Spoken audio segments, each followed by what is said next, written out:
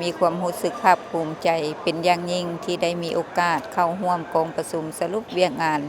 สื่อมวลชนทั่วประเทศครั้งที่1ซึ่งเป็น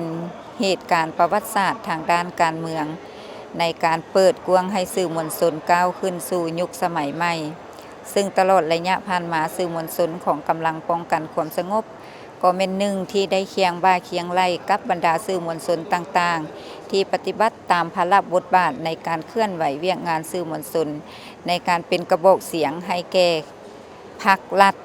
การนำเอาแนวทางนโยบายของพรรครัฐลงเผยแพร่สู่สังคมก็คือประชาชนลาวบรรดาเผ่าให้รับรู้และเข้าใจถึงบรรดาแนวทางนโยบายในแต่ละระยะซึ่งในระยะผ่านมาสื่อมวลชนของกำลังป้องกันความสงบพวกเฮาก็แม่นได้เอาใจใส่ในการเคลื่อนไหวหน้าที่ด้วยความรับผิดชอบสูงซึ่งแสดงออกอยู่ในผลงานหลายๆด้านเป็นต้นแม่นพวกเฮาได้เข้าร่วมในการรับใช้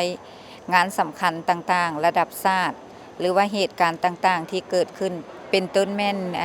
เหตุการณ์เขื่อนแตกอยู่เขงอัตตปือการเข้าร่วมขบวนการนำส่งแก๊งสแกมเมอร์เข้า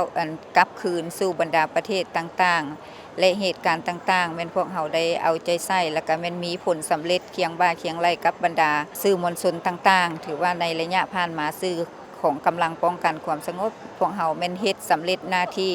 แล้วก็มีผลงานหลายๆด้านเคียงคู่กันนั้นบรรดากองประชุมที่สำคัญต่างๆพวกเฮาก็ได้รับใช้เป็นต้นแม่นกองประชุมอาเซียนครั้งที่44 45หรือกองประชุมปิ่นโอมต่างๆถือว่าสื่อมวลชนของพวกเฮาก็ได้ประกอบส่วนอย่างตั้งหน้าติดพันกันนั้นก็แม่นการลงเคลื่อนไหวติดพันกับหากฐานประชาชนสื่อมวลชนของพวกเฮาก็แม่นได้เฮ็ดหน้าที่ในการป้องกันความสงบในการปกปักรักษาและสร้างสรรค์พัฒนาประเทศชาติสำหรับสื่อมวลชนป้องกันความสงบของพวกเฮาซึ่งว่าการเข้าร่วมกองประชุมในครั้งนี้ก็เป็นเหตุการณ์หนึ่งที่สำคัญสำหรับสื่อมวลชน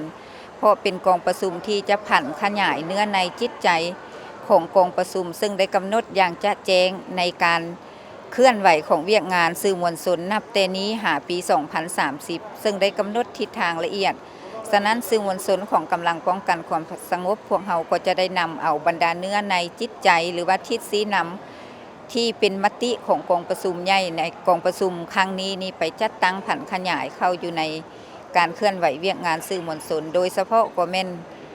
การหันเปลี่ยนทางด้านจินตนาการของสื่อมวลชนเฮ็ดแนวใดให้สื่อมวลชนของกำลังป้องกันความสงบของพวกเฮานี้สามารถตอบสนองได้กับความเรียกร้องต้องการของหน้าที่การเมืองเว้ารวมเว้าเฉพาะก็ของกำลังป้องกันความสงบให้นับมือเติบใหญ่เข้มแข็งขึ้นไปเรื่อยๆ